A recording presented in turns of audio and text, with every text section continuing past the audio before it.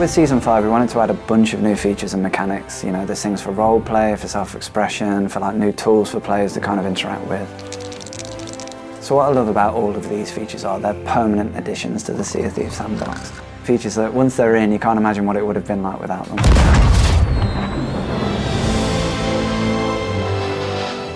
It might seem like on the surface level it's very small things, but when you put these small things together, it becomes part of a bigger picture. So I feel like players will just get a lot more variety and a lot more freedom on what they want to do in Sea of Thieves. It's such a gameplay release, it's just lots and lots of different bits of fun that will all add up together and you're going to have a ball. Everything's in Season 5 of Sea of Thieves.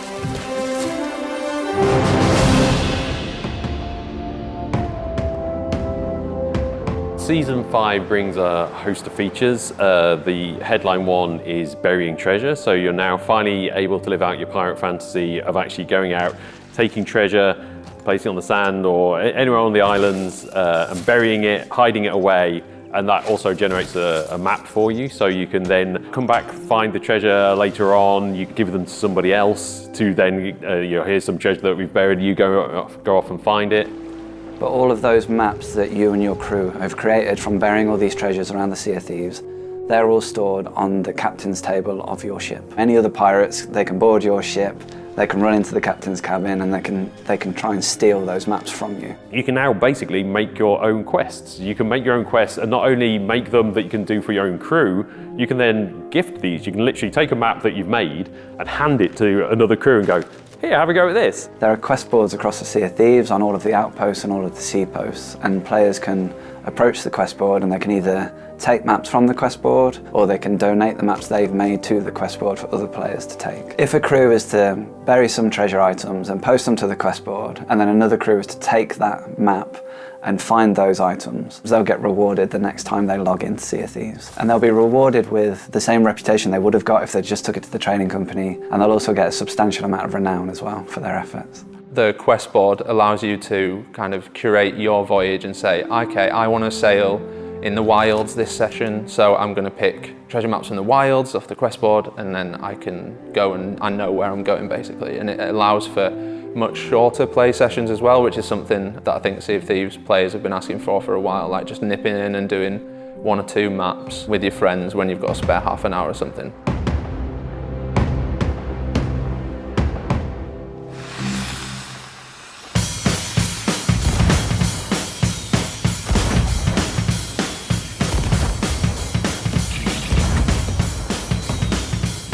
So fireworks and flares are new items or projectiles that you can find around the world. They could wash up on the shore, you might find them in barrels, you can buy them from the Merchant Alliance, and they are things that you can load into the cannon and fire and create beautiful fireworks in the night sky. They come in different forms, so we've got classic fireworks, we've got theme fireworks, and we've got cakes.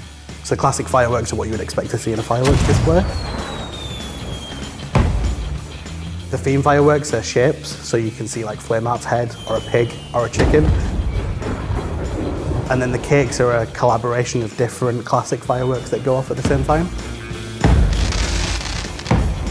So when you load a firework into a cannon, it now has a little fuse and there's a little timer, so you have like 3 seconds or something where you can see the fuse ticking down before it fires. If you do happen to fire fireworks at a ship, for example, it may set on fire. Or potentially if you are close to an exploding firework, you will get stunned. You'll have like a sort of flashbang effect where the screen will flash. Flares are another new tool that we're adding for Season 5. There's a red and a white signal flare. We don't have like a defined way we want players to use these. It's a tool that they can use however they choose. So one crew might say the red flare is danger, and we'll fire that up if another ship's incoming to warn everybody to run back to the ship. They have this really kind of striking lighting change on the islands, especially at night. You can kind of see these really kind of stark shadows, and the red ones are really emotive, very atmospheric as well. They're very cool. Oh, there were so many technical challenges. They had to look beautiful, which obviously affects memory and performance. You could have hundreds of fireworks going off in the world all at once, so we had to make sure that we didn't sacrifice any of the beauty of them whilst remaining we have so many up in the sky. So we don't normally do reflections with particle systems, it's just the way that they're rendered. But I got a phone call from a technical artist saying, oh, I've moved over to work on reflections. And we saw a video from David, who's a render programmer, and it was really, really good. The feed of that conversation was, why can't we get these in? Why can't we get these in? And it just adds so much detail to the fireworks, and it just really makes them feel more alive and part of the game. For fireworks, the tricky thing was getting them to feel impactful in a game. In real life, when you go to a firework display, you get that impact, you get that sense of reverb and that space around you, and it feels epic. So trying to mimic that in a game was difficult at first, and it largely went down to pulling in the various source that we needed based on firework recordings, but also amplifying that with other layers, mixing in different tails and reverbs and things like that to make it feel spectacular.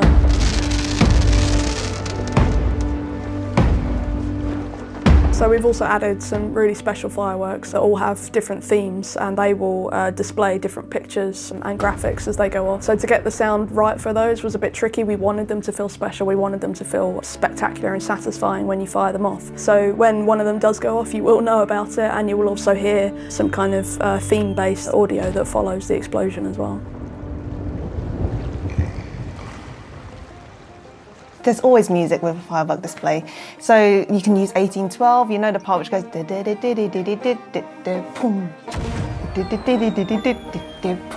like that with the fireworks. So yeah.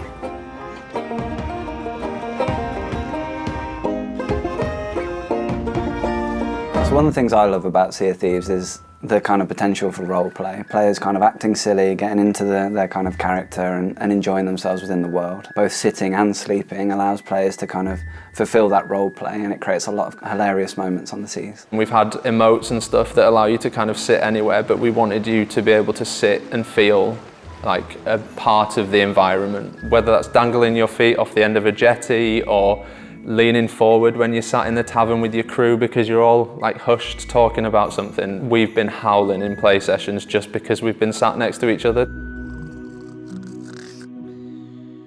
With both sitting and sleeping, the basic mechanic is you'll go and hold X to interact with the chair or the bed.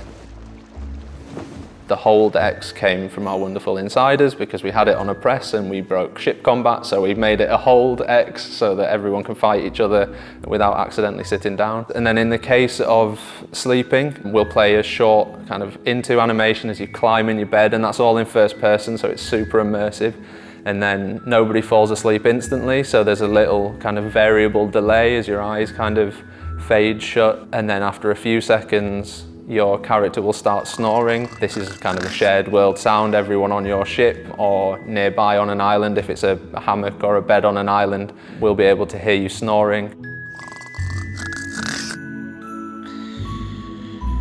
When you're sleeping, the mix of the game will change slightly. Everything will get a little bit more quiet and muffled, as if you're kind of in a dream state. And even just when you're sitting, the fact that you can stay in first person and you can look around you while you're sitting down, everything just suddenly feels a lot more ambient. And that's where all of the work that we've put into the soundscape of Sea of Thieves really becomes important. They're those kind of tranquil moments that you can just sit and either with your friends or by yourself, and you can just take in the visual and kind of the oral experience around you.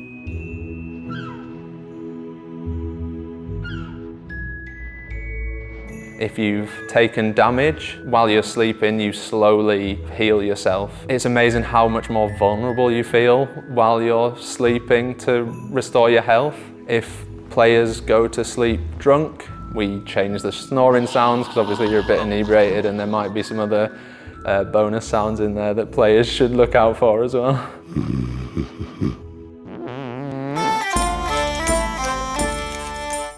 Another feature we've added to Season 5 is talking. Obviously talking's been part of the game forever, but now your character's in-game mouth will animate when you're talking using voice comms in the game. So that's actually one of my favourite features of Season 5. I just think it adds so much immersion and roleplay to the game when you're kind of stood next to somebody on the ship and they're talking to you and you can visibly see their mouth moving whilst they're talking. It just feels so much more immersive.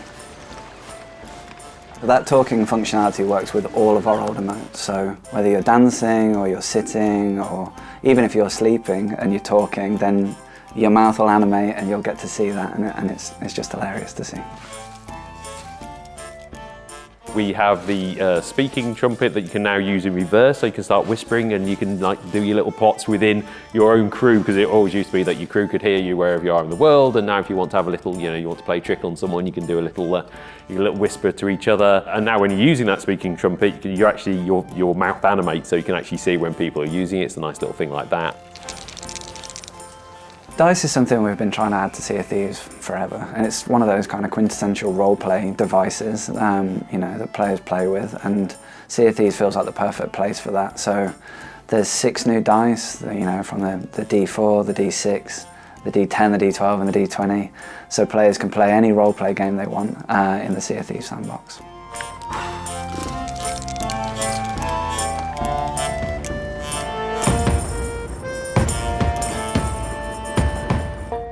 For this season, we're adding 3 new shanties. Ballad of the Mer is actually from a poem that Chris Alcock wrote for the book. And so I thought it'd be really nice to have some kind of folk songy vibe, because we don't really have much of that in Sea of Thieves. I thought that would be a really nice addition. And then the second one is Row, Row, Row Your Boat, which I'm sure everyone knows. It's all in the game, and we thought, why not make a full shanty of it?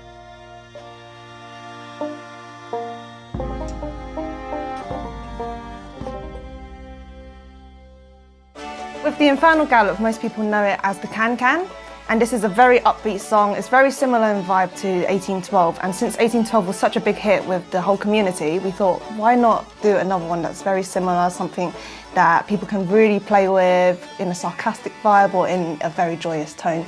So I hope you guys enjoy it. It's a very nice shanty. I really enjoyed making it.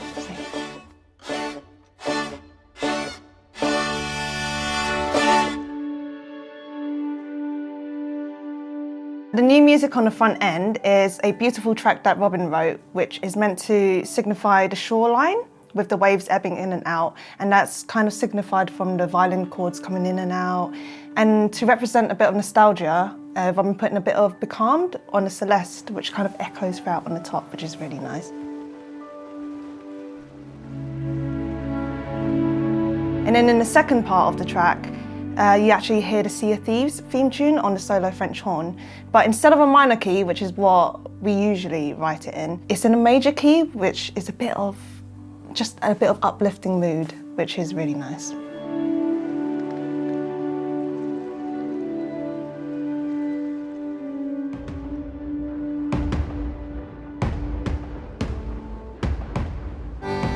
As well as making new features and tools for Season 5, we wanted to try and add a bunch of new kind of quality of life features as well. We've added this kind of fast transfer feature where players can take a storage crate and run up to a barrel, hold a button, and it will kind of take items out of that barrel and store them into the crate.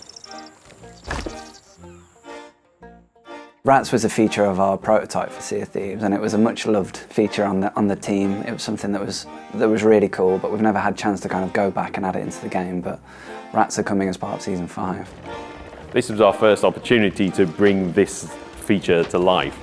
In the ship, in your ship's hold, we just have, very occasionally you just hear this little squeak and a little rattle, just to give a little bit of atmosphere down there. The cool thing that came out of this feature was that as the water level rises in your ship, the rats don't like, obviously, being underwater, so they move up to the next level. You're there going, oh, we've got water downstairs, and you can use it as a way of monitoring how much water you've got in your ship in a very subtle way. We've added sounds on the rats, and getting that right was a little bit tricky to kind of so that you can hear them above all the boat creaking and things like that. Although it's worth mentioning they are on a toggle, so you can turn that off if rats aren't your thing. Back when we released Haunted Shores and you defeated ghost ships, you got these little ghosts that kind of circled the loot above them. And that was a tool for players to kind of understand where the loot is in that vast ocean. And we've now added that in for the Meg and for the Kraken. So when you defeat the Kraken or the Meg, little seagulls kind of appear above the treasures so that players can kind of swim over and find out where they all are. A cannon rowboat, as it does what it says on the tin, is literally a cannon mounted onto the rowboat. You can be aggressive on a rowboat, and you can actually sort of be rowing up and actually sort of firing it onto the ship. If it's docked to your ship, it's like an awkward little cannon on the back, but it just gives you that extra bit of range and things on the back of the ship. And once again, we can't wait to see how people start using us. People use this in 100 interesting different ways that we've never thought about. As part of adding the cannon to the rowboat, Obviously, it's a big thing. It fires like that. This is the first time that when you fire, you get a little and you get spun around like that. It stops it being too powerful because, you know, we didn't want it to be this, it's basically another ship type, but it really gives you a good feel of how much that cannon has kicked. And you can now dock your rowboat in whichever direction you want on the back of the ship, which is something that we've added for this release as well. Something that we've always looked at trying to improve in Sea of Thieves is the general combat and the flow of the game. So now with Season 5 we've looked into the skeletons and the phantoms dropping these little ammo pouches when you kill them. So you can see a skeleton on an island, shoot them, defeat them, they'll drop an ammo pouch, run over, seamlessly pick it up. You'll restock your projectile weapon and then you can kind of carry on in that flow state in that battle. It's been really exciting to get back to the roots of Sea of Thieves, so to do this update and kind of expand that across sitting and sleeping and fireworks and burying treasure, to be sat at a tavern table and to turn on to Presto and just see his character's voice chat mouth go, "Hey mate, how you doing?" is like, it's amazing, and it's so silly and refreshing to see the world from a new perspective like that. That's the really cool thing. There's so many ways that you put a little mechanic into the game, and people think of ways of using that you've never thought of before, and we just can't wait until everyone gets to play it and just see what they can do with it. Obviously, fireworks are my favourite. They are beautiful and stunning, and I can't wait for players to play with them. I can't wait to just see GIFs and videos of people firing, you know, like everything together and making a big show. The VFX team and the tech art team worked on them, so I'm sure there'll be some nice chitter chatter in between the team of whose fireworks, but with the biggest payoff out of everything else. I think, yeah, the fireworks and seeing fireworks displays is probably the thing that I'm excited to see players do and get the most out of. Katie and DM did an amazing job on the sound design as well, because it just brings so much nostalgia and it brings so much, yeah, this is fireworks. Like, we all know what fireworks sound like, but hearing it, you're like, all of the features are really unique and there will just be something for everyone. My favourite thing about adding anything to Sea of Thieves is always just seeing the creativity, the role play, just they always do things that I would just never expect with what we add to the game. The features that we're building for Season 5, they really speak to the heart of what makes Sea of Thieves special for me. That kind of self-expression, that kind of joyful, playful fun. We're always going to be looking to add more features like this into the game.